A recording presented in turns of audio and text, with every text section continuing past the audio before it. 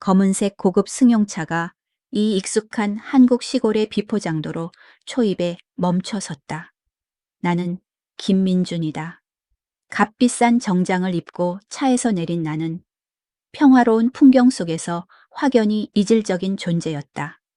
나는 선글라스를 벗어 깊은 슬픔을 담고 있는 눈을 드러냈다. 5년 만에 이곳에 돌아왔다. 관광을 위해서가 아니라 어머니의 오주기 제사를 지내기 위해서였다. 옛집은 그대로 서 있었지만 온기 하나 없이 싸늘했다. 나는 직접 제사상을 차리고 어머니께 향을 피웠다. 알싸한 향 연기 냄새가 코를 찔렀고 쓰라린 옛 기억을 떠올리게 했다. 바로 이곳에서 5년 전 나는 인생에서 가장 중요한 두 여인을 잃었다. 어머니는 지병으로 돌아가셨고 얼마 지나지 않아 아내 한서연도 조용히 떠나며 미안해요. 우린 맞지 않아요.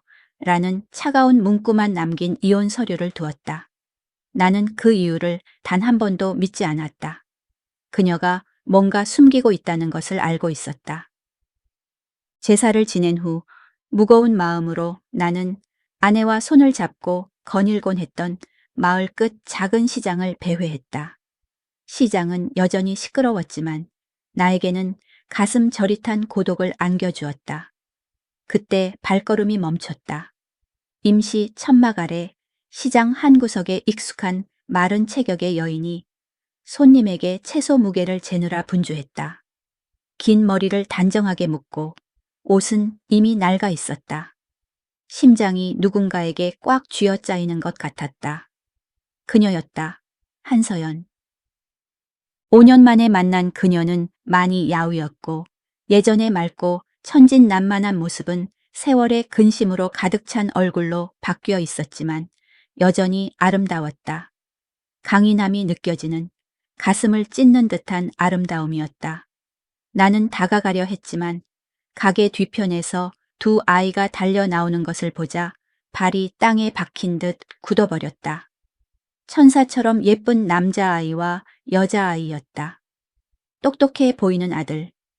지훈이 엄마, 저도 엄마 돕고 싶어요라고 말했다. 조용한 딸 서아는 엄마에게 물병을 건네며 엄마, 물 마셔요라고 했다. 내 영혼이 몸을 빠져나가는 것 같았다. 두 아이는 내댓 살쯤 되어 보였고 동글동글한 얼굴과 통통한 볼, 특히 크고 까만 눈은 어린 시절의 나와 완벽하게 닮아 있었다. 서연은 온화하게 웃으며 두 아이의 머리를 쓰다듬었다. 지훈아, 서아야, 착하다. 둘이 저 의자에 가서 놀아. 여기 햇볕이 뜨거워. 5년 동안 볼 수 없었던 그 미소가 지금은 두 아이에게 향하고 있었다. 내 마음에는 고통, 분노, 그리고 미칠 듯한 희망이 동시에 솟아올랐다. 나는 목류병 환자처럼 그녀에게 다가갔다. 서연, 내 목소리가 잠겼다. 익숙한 목소리를 듣자 그녀의 온몸이 얼어붙었다. 우리의 눈이 마주친 순간 시끄럽던 시장 전체가 침묵에 잠긴 듯했다. 그녀의 눈은 놀라움에서 공포로 바뀌더니 이내 차가운 얼음 벽으로 변했다. 여기에 어떻게 오셨어요? 어머니 제사 때문에 왔어. 나는 대답했고 두려움에 그녀의 뒤에 숨어있는 두 아이에게서 눈을 떼지 못했다. 나는 아이들을 가리키며 떨리는 목소리로 물었다. 이 아이들은 누구야? 서연은 무의식적으로 아이들을 감싸며 한 걸음 물러섰다. 그녀는 내 눈을 똑바로 쳐다보며 단호하고 잔인한 눈빛으로 한 글자씩 또렷하게 말했다. 제 아이들이에요. 당신과는 아무 상관없어요. 차갑고 날카로운 그 대답은 내 마음에 막 피어오르려던 모든 희망을 잘라버렸다. 나는 그 자리에 꼼짝 않고 서 있었다. 마치 누군가 내 가슴에서 공기를 모두 빼앗아 간 것 같았다. 거짓말이야. 나는 속삭였다. 아이들이 당신과 너무 닮았어. 서연은 옅게 웃었다. 이 세상에 닮은 사람이 없는 것도 아니잖아요. 혼자 착각하지 마세요. 우리 5년 전에 이혼했어요. 제 인생, 제 아이들은 더 이상 당신과 당신의 귀족 가문과 아무 관련이 없어요. 그녀는 마치 내가 존재하지 않는 것처럼 몸을 돌려 가게를 다시 정리하기 시작했다. 그녀의 모든 행동은 단호한 거리감을 보여주었다. 아들 지우는 호기심에 머리를 내밀며 물었다. 엄마, 이 아저씨 왠지 낯익은데 누구예요? 그냥 낯선 사람이야. 서연은 약간 지친 목소리로 대답했다. 너희들은 장 아줌마 댁에 가서 놀고 있어. 엄마 장사 다 끝나면 데리러 갈게.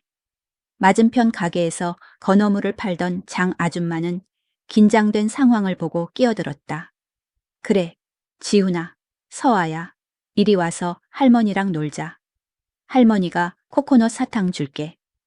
두 아이는 순순히 장 아줌마 가게로 달려갔다. 가기 전에 차분한 딸 서아는 한 번 더 나를 돌아보았는데 그 맑고 호기심 가득한 눈빛이 내 심장을 깊숙이 찔렀다. 분위기는 더욱 숨 막혔다. 서연, 우리 이야기 좀 해야겠어.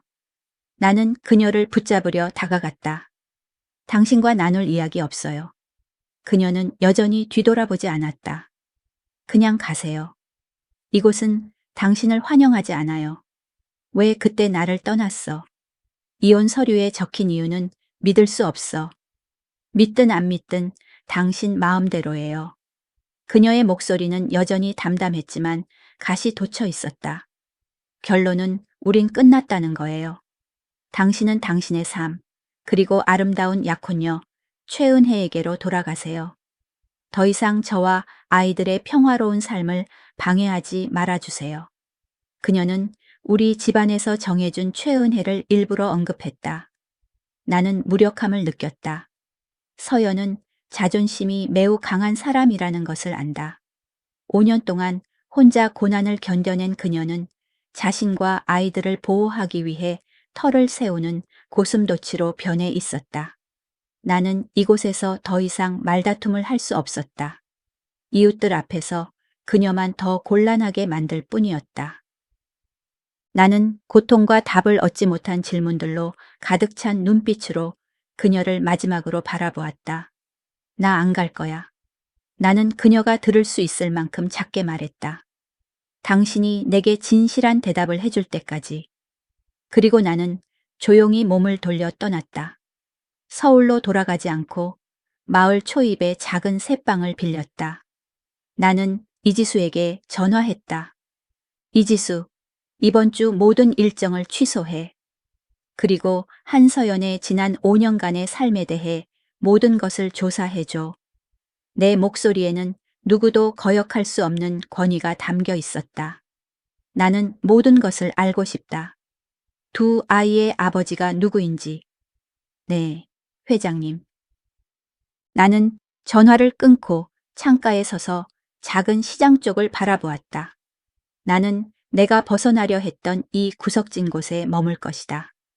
나는 스스로 진실을 찾아낼 것이다. 이번에는 그녀를 그렇게 쉽게 보내지 않을 것이다. 다음 날 나는 시장에 나타나지 않았다. 서연은 안도의 한숨을 내쉬었지만 마음속에는 설명할 수 없는 공허함이 있었다. 그녀는 평소처럼 가게를 열었다. 그런데 오늘은 이상하게 손님이 훨씬 많았다. 낯선 여인이 와서 흥정하지 않고 채소를 한 번에 10묶음이나 샀다. 잠시 후 또 다른 남자가 와서 남아있던 토마토를 모두 사갔다. 그렇게 정오가 되기도 전에 그녀의 채소 가판대는 모두 팔렸다. 그녀는 조금 놀랐지만 기뻤고 오늘은 운이 좋다고 생각했다. 장 아줌마가 건너편에서 소리쳤다. 이야, 오늘 우리 서연이 장사 잘 되네. 어제 귀인이 와서 그런가 보다. 서연은 그저 웃어 넘겼다. 그녀는 일찍 가게를 정리하고 집에 가서 두 아이의 저녁 식사를 준비했다. 집으로 돌아오는 길에 그녀는 자기 집 처마를 지나가다가 며칠 전 깨져 있던 기와 몇 장이 새 것으로 바뀌어 있는 것을 발견했다. 그녀는 놀라서 장 아줌마에게 물었지만 아줌마도 고개를 저으며 모른다고 했다. 이상한 일들이 계속해서 일어났다. 며칠 후 그녀의 낡은 자전거가 고장났다. 그녀가 어떻게 해야 할지 몰라 망설이고 있는데 한 청년이 와서 누가 자전거 수리를 부탁했다고 말하며 임시로 탈 수 있는 새 자전거를 건네주었다. 또 하루는 비가 오는 날 집안의 유일한 전구가 나가버렸다. 그날 저녁 새 모자가 촛불을 켜고 저녁을 먹고 있는데 누군가 문을 두드렸다. 무료로 전기를 고쳐주러 왔다는 전기 기술자 아저씨였다. 서연은 어리석지 않았다. 이 모든 일이 내가 한 짓이라는 것을 알고 있었다. 김민준, 나는 직접 나타나지 않았지만 가장 은밀한 방식으로 그녀와 아이들을 돕고 있었다. 나의 행동은 그녀의 마음을 혼란스럽게 만들었다. 감동적이면서도 곤란했다. 그녀는 나의 도움을 받고 싶지 않았고 빚지고 싶지 않았지만 그 도움들은 너무나 자연스럽고 실질적이어서 거절할 수 없었다. 어느 날 오후 그녀가 아이들에게 색칠 공부를 가르치고 있는데 지훈과 서아가 갑자기 아, 그 아저씨다 라고 외쳤다. 서연은 깜짝 놀라 고개를 들었다. 나는 울타리 밖에 서 있었고 손에는 콘 아이스크림 2개를 들고 있었다. 이번에는 정장을 입지 않고 단순한 티셔츠와 청바지를 입고 있어 훨씬 친근해 보였다. 아저씨가 지나가다가 날이 더워서 너희들 아이스크림 사왔어. 나는 온화하게 미소 지었다. 지훈과 서아는 달려가려다가 엄마의 허락을 기다리듯 엄마를 쳐다보았다. 서연은 잠시 침묵했다. 그녀는 아이들의 작은 기쁨을 참아 거절할 수 없었다. 그녀는 살짝 고개를 끄덕였다. 아이들은 기뻐하며 달려가 아이스크림을 받았고 쫑알거리며 고맙다고 인사하는 것을 잊지 않았다. 나는 남은 아이스크림을 서연에게 건넸다. 이건 당신 거. 저는 안 먹어요. 그녀는 고개를 저었다. 안 먹으면 녹아서 흘러버릴 텐데. 나는 끈기 있게 말했다. 조금만 먹어. 내가 정우 고쳐준 것에 대한 고맙다는 뜻으로. 나는 이미 인정했다. 서연은 아무 말 없이 마지못해 아이스크림을 받았다. 차갑고 달콤한 아이스크림 맛이 입안에서 녹았지만 그녀의 마음은 복잡한 생각들로 가득했다. 나는 울타리 밖에 서 있었고 그녀와 아이들은 마당에 서 있었다. 가깝지는 않지만 멀지도 않은 거리였다. 왜 이렇게까지 하시는 거예요? 그녀가 입을 열어 물었다. 달리 할 수 있는 일이 없으니까. 내 목소리가 낮아졌다. 당신이 직접적인 도움은 받지 않으리라는 것을 알아요. 그래서 나는 이런 작은 일들밖에 할 수 없어요. 나는 그녀를 바라보았다. 내 눈빛은 진심과 후회로 가득 차 있었다. 서연아, 내가 잘못했다는 것을 알아. 당장 용서해달라고 바라지는 않아. 부탁이니. 더 이상 나를 밀어내지 마.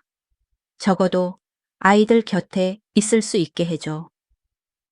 나의 말은 그녀의 마음속 가장 약한 부분을 건드렸다. 그녀는 내게는 강경할 수 있지만 아이들에게서 아버지의 권리를 빼앗을 수는 없었고 그 신성한 부성애를 막을 수는 없었다. 그날 이후로 나는 아이들에게 좀 더 공식적으로 다가갈 수 있게 되었다. 더 이상 멀리서 지켜보지 않아도 되었다. 매일 오후 나는 서연의 집에 들러 지훈, 서아와 함께 1시간 정도 놀았다. 나는 약속을 지켰다. 그녀의 삶에 간섭하지 않았고 옛날 이야기를 다시 꺼내지도 않았다. 나는 그저 친절한 이웃 아저씨 역할을 묵묵히 수행했다. 나는 아이들과 노는 것에 서툴렀다. 레고 조립하는 법도 몰랐고 동화책 읽어주는 법도 몰랐다. 하지만 나에게는 인내심이 있었다. 나는 지훈이 성을 쌓는 방법을 가르쳐주는 동안 몇 시간이고 앉아 있었고 서아의 상상 속 친구들에 대한 두서없는 이야기를 참을성 있게 들어주었다. 지훈과 서아는 김 아저씨를 매우 좋아했다. 그들에게 김 아저씨는 큰 친구 같았고 늘 갈망했던 아버지 같은 존재였다. 아저씨는 넓은 어깨로 그들을 업고 마당을 뛰어다녔고 크고 따뜻한 손을 가졌다. 하루는 축구를 하다가 지훈이 넘어져 무릎에 상처를 입었다. 아이는 울지는 않았지만 울먹였다. 나는 급히 달려가 상처를 살폈다. 나는 지훈을 안아 올리고 상처에 살짝 입김을 불어준 후 집에 들어가 구급 상자를 가져왔다.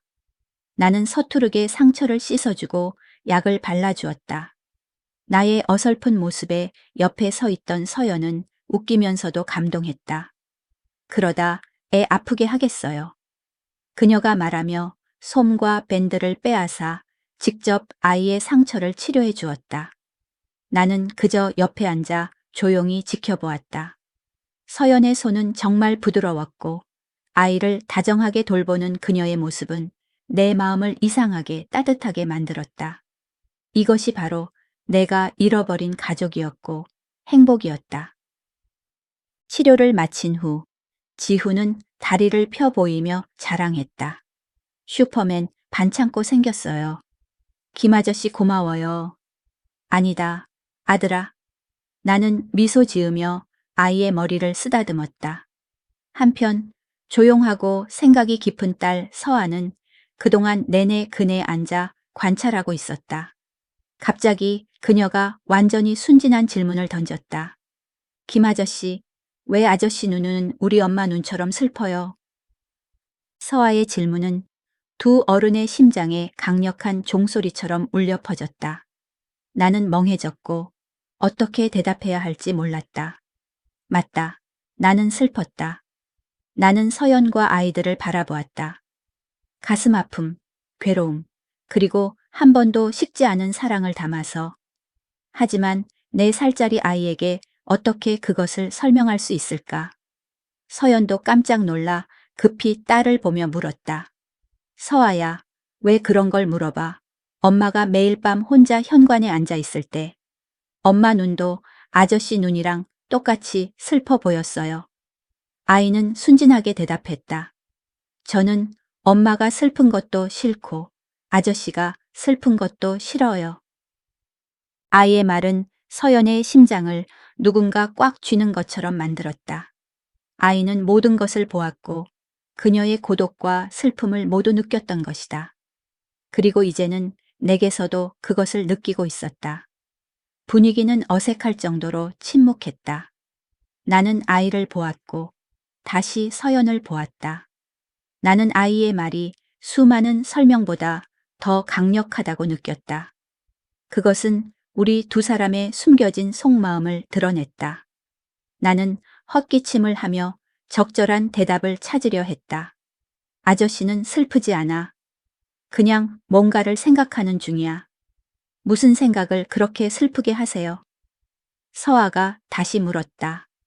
나는 약간 씁쓸한 미소를 지었다. 나는 서연을 똑바로 보며 아이의 말을 빌려 그녀에게 말하듯 했다. 아저씨는 해가 지지 않도록 매일 지훈이랑 서아랑 여기서 놀 수 있도록, 그리고 너희 엄마가 다시는 혼자 현관에서 슬프게 앉아있지 않도록 하려면 어떻게 해야 할지 생각하고 있어.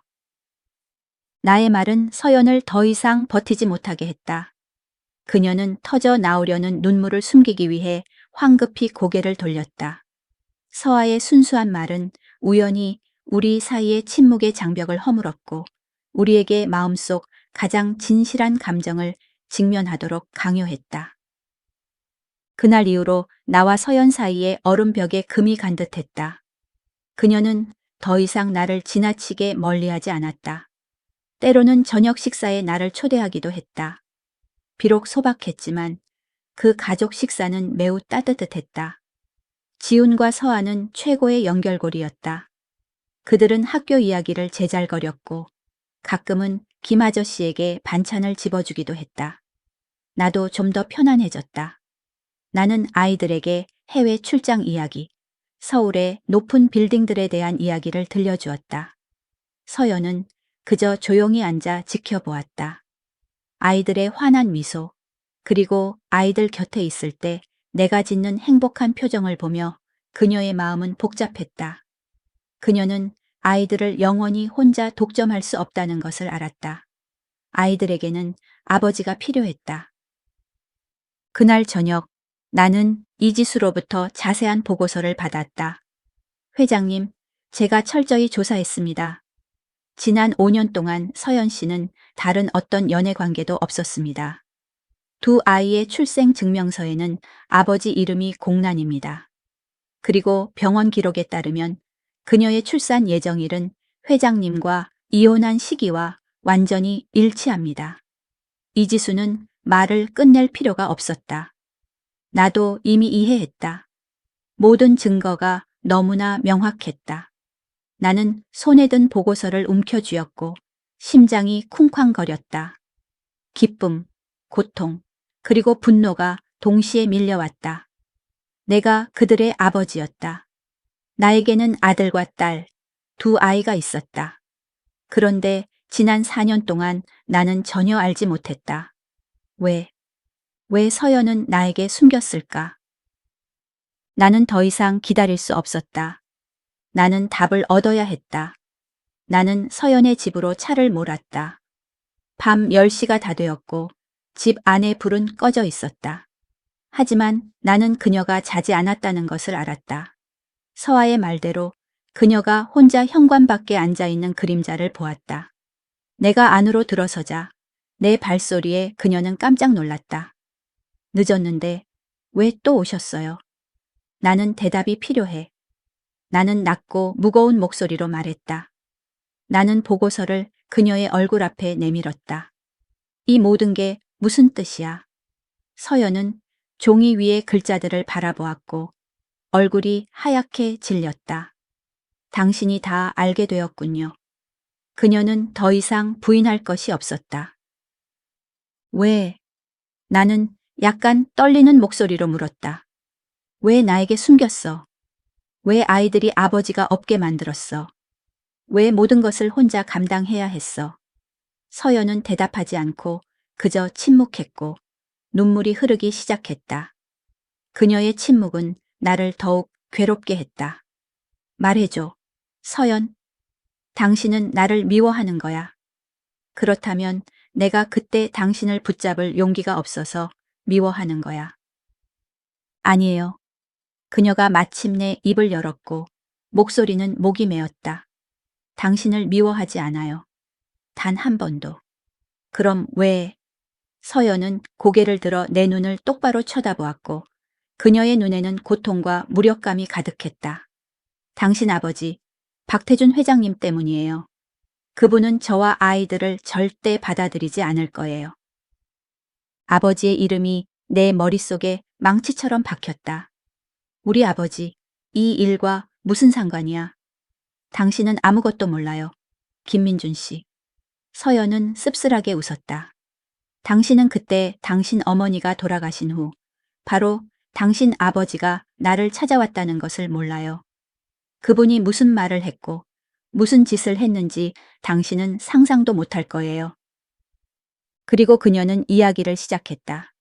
박태준 회장과의 운명적인 만남에 대해 5년 동안 묻혀있던 가슴 아픈 진실이 마침내 세상에 드러났다.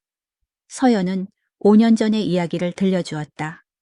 그녀의 목소리는 마치 다른 사람의 이야기를 하는 것처럼 감정 없이 담담했다. 어머니의 장례를 치른 지 사흘 후 그녀는 임신 초기였고 몸이 매우 피곤했다. 박태준 회장은 서울의 고급 카페에서 그녀를 따로 만났다. 그는 화를 내거나 꾸짖지 않았다. 오히려 매우 침착했다. 생사여탈권을 쥔 사람의 침착함이었다. 당신 임신한 것을 알고 있어. 그것이 그의 첫마디였다. 서연은 깜짝 놀랐다. 그녀는 나를 포함해 누구에게도 이 사실을 말하지 않았다. 박태준 회장은 테이블 위에 서류 뭉치를 올려놓았다. 이것은 내가 평생 쌓아온 사업, 한성그룹이야. 그리고 이것은 민준이의 것이 될 거야. 하지만 조건이 있어. 민준이는 최은혜와 결혼해야 해. 이 결혼은 한성그룹의 시장 지위를 강화하는 데 도움이 될 거야. 그는 그녀의 눈을 똑바로 쳐다보며 얼음장 같은 목소리로 말했다. 그리고 당신은 걸림돌일 뿐이야.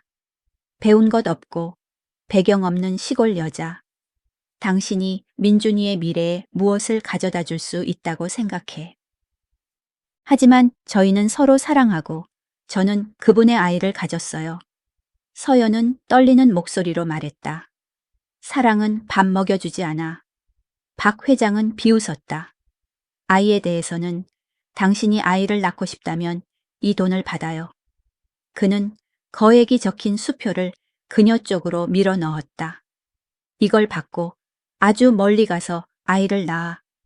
지금부터 다시는 민준이 앞에 나타나지 마. 민준이가 당신이 돈 때문에 떠났다고 생각하게 해. 그게 둘 다에게 좋을 거야.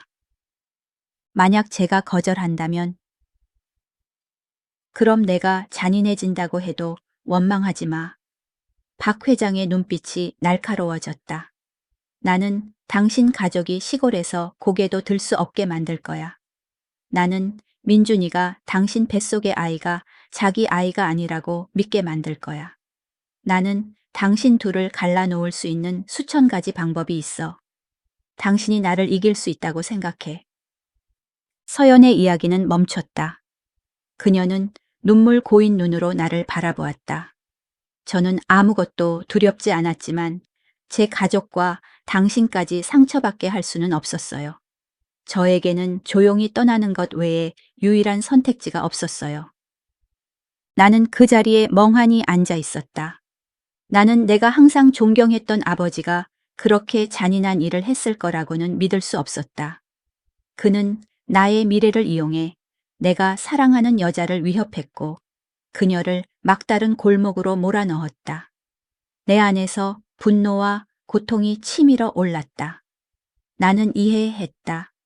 그녀가 왜 떠났는지, 왜 모든 것을 혼자 감당해야 했는지. 그녀가 나를 사랑하지 않아서가 아니라 오히려 나를 너무 사랑해서였다. 자신의 행복을 희생할 만큼 사랑했기 때문이었다. 나는 그녀에게 다가가 무릎을 꿇고 그녀를 품에 안았다. 미안해. 나는 그 두 단어밖에 말할 수 없었다. 나의 무관심에 대한 사과, 아버지의 독단에 대한 사과, 그리고 그녀가 겪어야 했던 모든 고통에 대한 사과였다. 진작 알아봤어야 했다. 내가 당신을 지켜줬어야 했는데. 서연은 내 품에서 목 놓아 울었다. 지난 5년 동안 억눌렸던 모든 억울함과 서름이 터져 나왔다. 다 지난 일이에요. 그녀는 속삭였다. 이제 저는 아이들 곁에서 평화롭게 살고 싶을 뿐이에요. 제발 더 이상 저희 모자의 삶을 뒤흔들지 말아주세요. 두려워요. 안 돼. 나는 고개를 들었고 내 눈빛은 단호했다. 나는 당신이 다시는 두려워하게 하지 않을 거야. 아무도 당신과 아이들을 다치게 할 수 없어. 나는 일어섰고 그녀의 손을 꽉 잡았다. 이번에는 놓지 않을 것이다. 나는 아버지와 맞설 것이다. 나는 당신과 아이들, 그리고 우리의 사랑을 위해 정의를 되찾을 것이다. 나는 아버지와의 싸움이 불가피하다는 것을 알았지만 이번에는 물러서지 않을 것이다.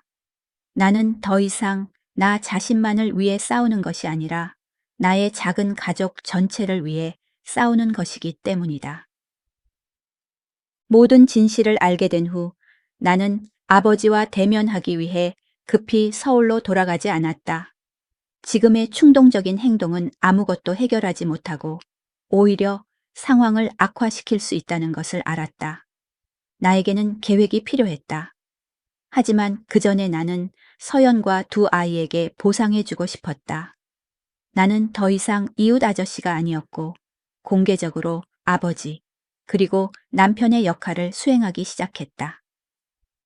하지만 이 일은 전혀 쉽지 않았다. 5년의 공백은 큰 틈을 만들었다. 나는 아버지로서의 경험이 전무했다. 나는 지훈과 서아를 공원에 데리고 가려고 노력했지만 아이들과 함께 노는 대신 습관처럼 한자리에 앉아 전화로 업무를 처리했고 아이들은 스스로 놀게 내버려 두었다. 나는 그들에게 가장 비싼 장난감, 명품 옷을 사주었지만 지훈과 서아는 별로 흥미를 느끼지 못하는 듯했다.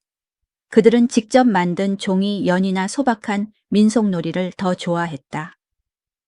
나는 서연 모자에게 맛있는 식사를 만들어주고 싶었다. 나는 주방으로 들어가 온갖 고급 재료들을 꺼내 놓았지만 결국 온 주방은 연기로 뒤덮였고 나는 손을 대었다. 서연은 불을 끄면서 한숨을 쉬었고 결국 온 가족을 위해 라면을 끓여야 했다. 나의 서툰 노력은 서연에게 안쓰러움과 웃음을 동시에 주었다. 그녀는 내가 열심히 노력하고 있다는 것을 알았지만 나의 세상과 그녀 모자의 세상은 너무나 달랐다. 어느 날 저녁 내가 두꺼운 재무 보고서를 읽고 있는데 서아가 조심스럽게 다가왔다. 아빠. 아이가 처음으로 나를 아빠라고 불렀다. 나는 깜짝 놀라 급히 서류를 치웠다. 아, 우리 딸. 아빠 여기 있어. 아빠는 뭐 하고 있어요, 아빠? 아빠는 일하고 있어. 일하는 게 뭐예요? 재밌어요? 아빠. 딸의 순진한 질문은 나를 멍하게 만들었다. 재미있나? 나는 나 자신에게 한 번도 이 질문을 해본 적이 없었다. 나는 그저 일하고 돈을 벌고 제국을 건설하는 것만 알았다. 하지만 진정한 기쁨이 무엇인지는 알지 못했다. 일하는 건 별로 재미없어. 나는 조용히 말했다. 하지만 이제부터 아빠는 더 재미있는 일을 할 거야. 지훈과 서아가 동그란 눈으로 나를 바라보았다. 나는 깨달았다. 내 아이들이 필요한 것은 돈이나 한성그룹이 아니라 아버지의 시간과 존재였다. 나는 변해야 한다는 것을 알았다. 나는 모든 것을 공개하기로 결정했다. 도망치는 것은 방법이 아니었다. 우리가 숨을수록 아버지는 더욱 압박해 올 것이다. 우리는 맞서야 했다. 나는 장 아줌마를 찾아갔다. 혼자 가지 않고 서연과 두 아이와 함께 갔다. 나는 지난 몇 년 동안 서연 모자를 돌봐준 그 여인 앞에 공손한 태도로 앉았다. 장 아줌마, 아줌마가 서연과 아이들을 가족처럼 대해 주신 것을 알고 있습니다. 장 아줌마는 고개를 끄덕이며 나를 탐색하는 눈빛으로 바라보았다. 김 회장님, 나를 찾아온 이유가 뭐예요? 아줌마의 도움이 필요합니다. 나는 말했다. 아버지는 서연 모자가 돈보다 더 귀중한 것을 그에게 가져다 줄 때에야 비로소 받아들일 것이다. 나는 언론에 우리의 모든 이야기를 공개할 계획이다. 하소연하거나 동정을 구하기 위해서가 아니라 편견을 극복한 사랑, 강인한 여성, 그리고 가족의 가치에 대한 감동적인 이야기를 만들기 위해서였다. 결혼식을 올리고 싶습니다. 나는 말했다. 바로 이 고향에서 진짜 결혼식을요. 나는 언론을 포함해 모든 사람을 초대하고 싶습니다. 한서연이 나의 아내이고 지훈과 서아가 나의 아이들이라는 것을 세상이 알게 하고 싶습니다. 나는 그들에게 합당한 명분을 주고 싶습니다. 나는 이 행동이 일종의 도박이라는 것을 알았다. 한성그룹의 주가를 폭락시키거나 아버지가 분노하여 나를 의절할 수도 있었다. 하지만 동시에 대중의 강력한 지지 여론을 형성하여 아버지에게 수용 외에는 다른 선택의 여지가 없도록 만들 수도 있었다. 장 아줌마는 오랫동안 침묵했다. 그녀는 나를 보더니 당황해하는 서연을 보았다. 그녀는 평생을 살았고 인간 마음의 복잡함을 이해했다. 그녀는 이 젊은 남자 눈에서 진심을 보았다. 그녀는 고개를 끄덕였다. 김 회장, 당신의 진심에 감동했어요. 서연이는 내가 가장 아끼는 조카 같은 아이예요. 내가 당신을 도와줄게요. 당신이 절대 이 아이를 다시는 고통스럽게 하지 않겠다고 약속만 해준다면요. 나는 약속했다. 말뿐만이 아닌 내 인생 전체를 건 약속이었다. 청첩장이 발송되었다. 화려한 청첩장이 아니라 내 가족이 행복하게 웃는 사진이 인쇄된 소박하고 단순한 디자인이었다. 결혼식 장소는 마을 회관 마당이었다. 이보다 더 소박할 수 없는 곳이었다. 나는 몇몇 신뢰할 수 있는 기자들에게도 주도적으로 연락했다. 박태준 회장은 이 소식을 듣고 격노했다. 미쳤군. 이 가문을 망치려고 작정했어. 그는 모든 권력을 동원해 막으려 했다. 그는 파트너들과 언론사에 전화해 참석하거나 보도하지 말라고 요구했다. 하지만 이번에는 그의 영향력이 예전만큼 강하지 않았다. 모든 것을 버리고 고향으로 돌아와 전처와 결혼하는 회장 이야기가 자연스럽게 퍼지기 시작했다. 그것은 대중의 호기심과 공감을 자극했다. 결혼식 날, 작은 마을은 그 어느 때보다 활기가 넘쳤다. 마을 사람들은 모두 모여서 마을 회관 마당을 장식하는 것을 도왔다. 그들은 이것을 억만장자의 결혼식이 아니라 마을 사람의 결혼식으로 여겼다. 나는 지훈과 서아의 손을 잡고 나왔다. 아빠, 무서워요. 지훈이 속삭였다. 아빠가 무서워하는지 어떻게 알았어? 나는 놀라서 아들을 내려다보았다. 아빠 눈을 보면 알아요. 서아가 미숙하지만 깊이 이해하는 목소리로 말했다. 엄마가 그랬어요. 무서울 때는 사랑하는 사람들을 생각하면 용기가 난다고요. 아빠는 엄마랑 우리 생각하고 있죠. 딸의 말은 긴장했던 내 영혼에 시원한 물줄기 같았다.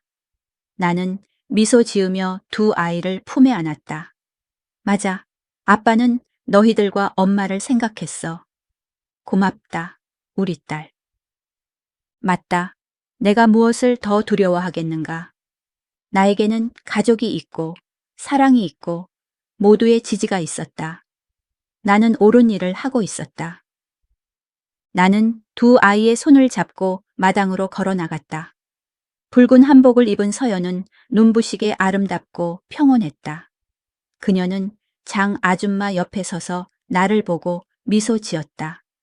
고급 차도, 값비싼 장식품도 없었고 오직 사람들의 따뜻한 정과 이웃 사랑만이 가득했다. 그리고 박태준 회장도 나타났다. 그는 혼자 오지 않았다. 그의 옆에는 최은혜가 있었다. 그들의 등장에 분위기가 잠시 가라앉았다. 모두가 분노가 터져 나오기를 숨죽여 기다렸다. 박태준 회장과 최은혜는 마당 중앙으로 걸어 들어왔다. 모두의 예상과 달리 그는 전혀 분노하는 기색을 보이지 않았다. 그의 얼굴은 깊은 생각에 잠긴 듯했다. 그는 서연과 내게 다가왔다. 은혜 씨도 왔군요. 최은혜는 더 이상 억지스럽지 않은 미소를 지었다. 저는 약혼녀 자격이 아니라 민준 씨의 친구 자격으로 왔어요. 그녀는 박태준 회장을 바라보았다. 저는 회장님이 틀렸다고 감히 말하지는 못하겠지만 회장님께서 아드님의 행복을 잘못된 도박에 걸었다고 생각합니다. 최은혜의 말은 솔직했지만 무례하지 않았다. 그것은 마치 깨달음의 말 같았다. 박태준 회장은 침묵했다. 그는 아들을 바라보았고 그의 옆에 서 있는 여인을 보았고 아버지의 옷자락을 잡고 있는 두 손주를 보았다. 그는 돈으로는 절대 살 수 없는 유대감과 사랑을 보았다. 그는 헛기침을 했다. 민준아, 빨리 예식 진행해야지. 사람들을 계속 기다리게 할 건가?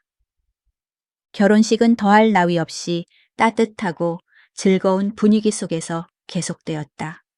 호화로운 단상 대신 붉은 천이 덮인 긴 테이블이 있었다. 전문 사회자 대신 쩌렁쩌렁한 목소리의 마을 이장님이 있었다. 오늘 우리 마을은 김민준 군과 한서연 양의 결혼식을 축하하게 되어 기쁩니다. 오랜 세월 떨어져 있었지만 마침내 둘은 다시 서로에게 돌아왔습니다. 두 분 백년해로 하시고 자손 번창하시기를 기원합니다. 우레와 같은 박수 소리가 터져 나왔다. 모든 것이 안정된 후 나는 우리 가족이 서울로 돌아가야 할 때가 왔다는 것을 알았다. 한성그룹의 일이 나를 기다리고 있었고 더 중요한 것은 지훈과 서아도 더 나은 환경에서 교육을 받아야 했다. 이 결정은 서연에게 약간의 불안감을 주었다. 그녀는 시골의 평화로운 삶에 익숙해져 있었다. 그녀는 화려한 도시와 복잡한 관계로 돌아가면 지금 가진 행복이 다시 뒤흔들릴까 두려워했다. 나는 그녀를 안아주었다. 걱정 마. 내가 당신과 아이들을 지켜줄 거야. 이번에는 아무도 우리를 갈라놓을 수 없어. 서연은 고개를 끄덕였지만 마음속에는 여전히 보이지 않는 두려움이 있었다. 나는 완전히 치유하기 위해서는 더 많은 노력이 필요하다는 것을 알았다. 10주기 어머니 제사를 위해 고향에 돌아온 어느 날, 어머니의 옛 유품을 정리하던 중 나는 장롱 깊숙한 곳에 숨겨져 있던 작은 나무 상자를 우연히 발견했다. 안에는 세월에 누렇게 변한 편지 뭉치가 있었다.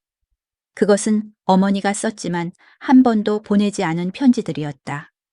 받는 사람은 다름 아닌 박태준 회장이었다. 나는 나와 서연이 막 사랑을 시작했을 때 쓰인 편지 한 통을 읽었다. 여보, 오늘 민준이가 여자친구를 데리고 와서 인사했어요. 한서연이라는 아이인데 순하고 예뻐요. 민준이가 그 아이를 바라보는 눈빛을 보니 진심으로 사랑하고 있다는 것을 알겠어요. 그 아이의 미소는 제가 오랫동안 보지 못했던 민준이의 미소예요. 당신이 민준이를 유학 보내고 첫사랑과 헤어지게 한 이후로요. 저는 그 아이들에게서 과거의 당신과 저의 모습을 봅니다. 제발 이번에는 아이들을 갈라놓지 말아주세요.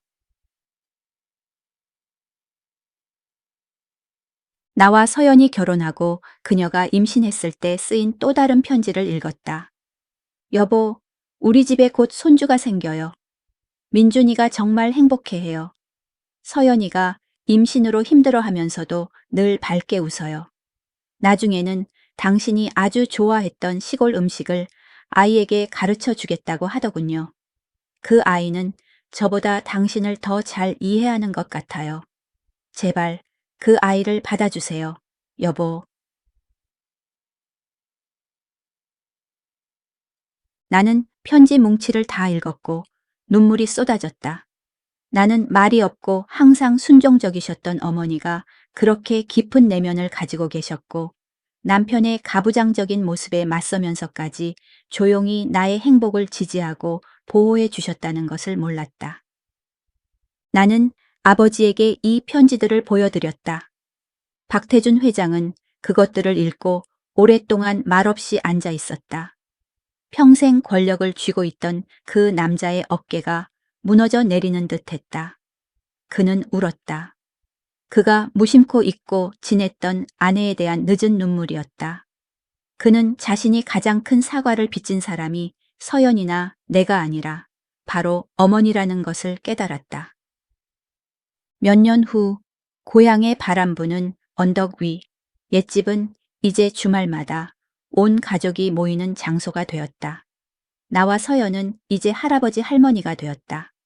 지우는 유명한 건축가가 되어 지역 사회에 도움이 되는 프로젝트를 주로 설계했다. 서아는 공식적으로 한성그룹 회장 자리를 이어받아 전국에서 가장 유능하고 영향력 있는 여성 사업가 중 한 명이 되었다. 그녀는 능력은 성별에 달려있지 않다는 깊은 교훈을 아버지에게 가르쳐 주었다. 어느 날 오후 나와 서연은 마당의 그네에 앉아 있었다. 우리는 잔디밭에서 아장아장 걷는 손주를 바라보았다. 아이의 웃음소리는 예전 지훈과 서아의 웃음소리처럼 맑았다. 시간 참 빠르죠. 여보. 서연은 내 어깨에 기대며 말했다.